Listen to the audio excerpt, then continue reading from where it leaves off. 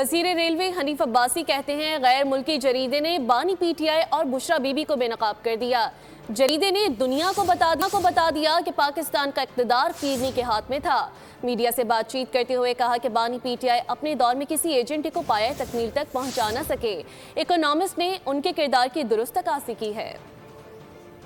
کرتے تھے وہی آج دی اکانومسٹ میں لکھ دیا گیا ہے، پوری دنیا کو بتا دیا گیا ہے کہ کتنا خطرناک وقت گزرا ہے پاکستان کے اوپر، کہ کس کے ہاتھ میں تھا اقتدار، جو جادوگر حکومت کے اندر جادوگرنی کے ہاتھ میں تھا، کہ اپنے دور اقتدار میں وہ کسی چیز کو پایہ تکمیل تک، جو اپنا ایجنڈا تھا اس کو پایہ تکمیل تک نہ پہنچا سکے،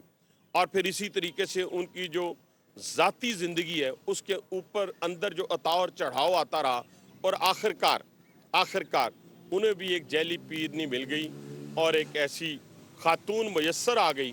جو پہلے تو روحانی پیشوا بنی، اور خدا کے لیے کبھی دنیا کے اندر اور خاص طور پہ اس بر صغیر کے اندر آپ نے دیکھا ہوگا کہ کسی روحانی پیشوا کے گھر میں نقب زنی کی جائے۔ سبسکرائب کریں اور بیل دبائیں تاکہ کوئی خبر رہ نہ جائے۔